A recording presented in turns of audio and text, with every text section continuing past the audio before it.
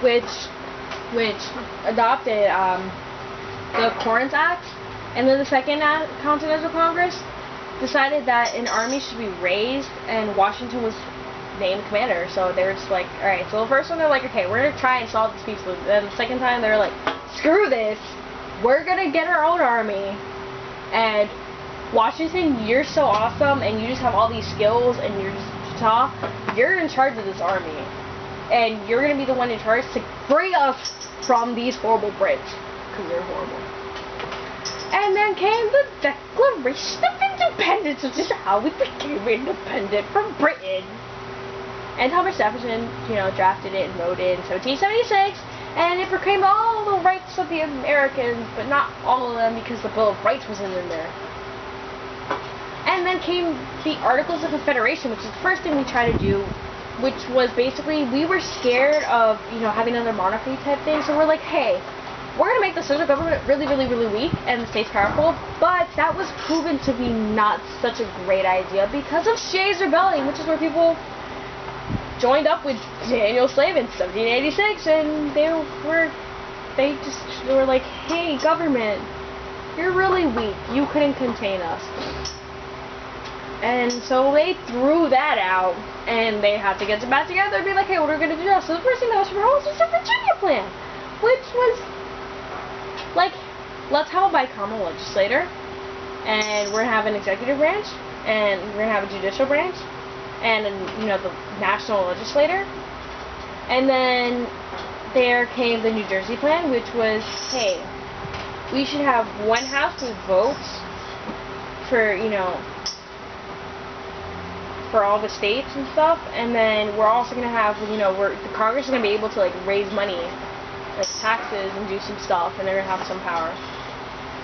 And then came the Great Compromise, which was the best thing ever, and you really should know this because it's important, which is how the birth of the House and the Senate came along, because they were like, hey, the small states wanted everyone to be equal, which is how we got the Senate, because everyone gets equal amount of 2 people. But then the big states, you needed to represent the population, blah, blah, blah. So the House gets, depending on how many House of Representatives you have in the House of Representatives, is how much your population is. So the big states get what they wanted, the little states get what they wanted.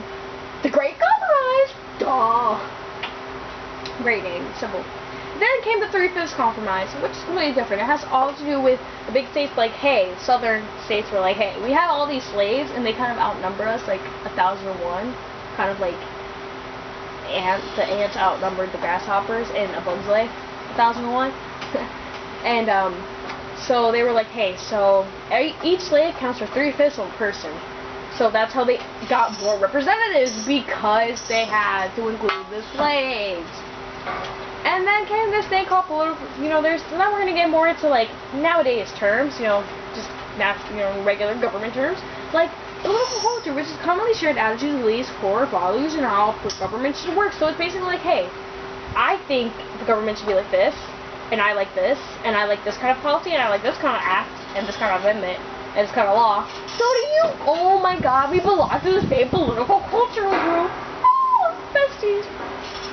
And then there's personal liberty, which is basically all the rights you're born with, duh. And then there's, popular consent, which is the governments must draw their powers from the consent of to be governed. So it kind of goes back to social contract theory, which is like, hey, alright, so this is how much power we get, and that's dependent upon these people and how much power they want us to have. Then there's a thing called natural law, which is a doctrine that society should be governed by certain ethical principles and part of nature, and should be understood by reason. So that, kind of ties in with also social contract theory, but kind of different, because it's like, hey, this is how the government should work. Then, okay, so I've been talking about government this whole time, but I haven't really mentioned the functions of the government, which is so freaking important. Like, if you have to know what the government does, obviously, because this whole thing is about the government. So the government can establish justice, it secures domestic tranquility, common defense, general welfare, and securing the blessings of liberty. So basically, they're like, hey, we're going to make sure that everyone follows the rules, and that you're punished if you don't follow the rules. Hey, we're going to make sure that no one attacks us, and that you're safe in your homes. And we're going to make sure that if something's happening outside, like a war, we're going to, step in and be like, hey, we're going to keep us safe. And there's also like, hey, you need health care because you're sick. We're going to take care of that. Don't worry, we got this. We're the government. And then there's the blessings of liberty, which is like, hey, you have rights. We'll protect them because, that's kind of our job. And then, America's been changing. Like, the race and ethnic's been changing. Like, we've always been diverse, but it's like, increasing. Like, the minority's not the majority. Then there's all types of religions. Like, we're just a melting pot of religion and ethnics and culture. And now there's more regional expansion. People are moving to all these different parts of the U.S. And then there's also family and family size. Like, now we have before it's just like mommy and daddy and child, or children, whatever. Now it's like mommy, child, daddy, child, one mommy and child, one daddy and child, grandparent and child, like, and family size. Like, they're getting smaller because, we don't really need to overpopulate, and we're not bunny rabbits. And the next thing is the basic principles of the Constitution. So, the biggest one you should know is separation of powers, which is basically dividing up the government into 3 branches: judicial, legislative, executive. So president, Congress, and the courts. Then there's checks and balances, which is basically all the different ways that the president, Congress, and the courts can check each other to make sure that no one's getting more powerful than anyone else. Like, they need to be equal. Then there's some things, with the differences of powers. So 3 different types of powers. There's enumerated power, and the enumerated powers is basically all the powers that go specifically and only to the national government. Concurrent powers, actually no, there's 4 powers.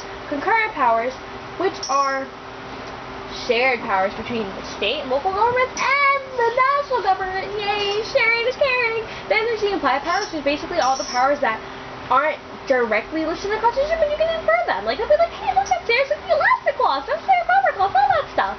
And then there's the reserve power, which is the powers that only go to the states. So it's like, yay, people in the states, this is only for you and only you. Then there's certain things called, like, the articles. There's Article 1 states the legislative branch, Article 2 is the executive branch, Article 3 is the judiciary branch, Article 4 and 5 has to do with the full faith and credit clause, which is basically like, oh, hey, so the rights you have in Florida will also apply in California. Like, they can't be like, hey, you can't do this here. Like, you can't like the color blue in Florida. You can like the color blue in Florida, but you can't like it in California. Like, that's you can like the color blue in any state. And then it also includes the supremacy clause, which states that the government is supreme. Their laws are supreme, like McCulloch versus Maryland,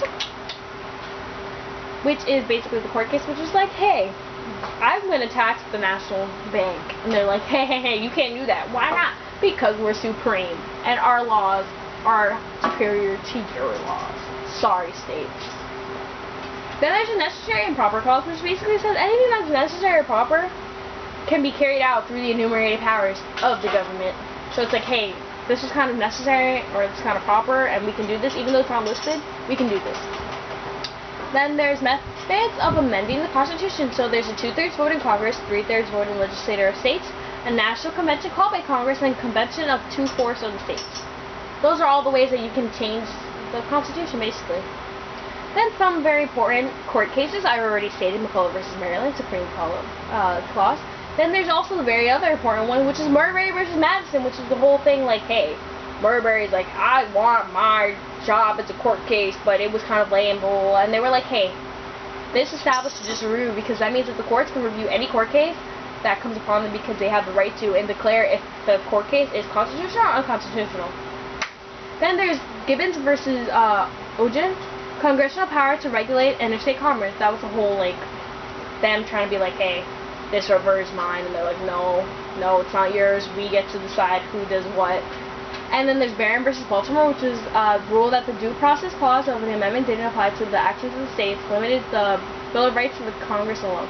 So basically it was like, hey, although the national government says like, you have this right, it's not necessarily has to be a part of the states thing. So you're kind of on your own, sorry. Then there's the Drescott versus Stanford, or also known as the Drescott decision, which basically was like, hey, yeah, you're a slave and you came into the North, but you're still a slave. We're sorry. Then there's some other really important things you need to know from these chapters. The Bill of Attainder, which is a law declaring an act illegal without a judicial trial. So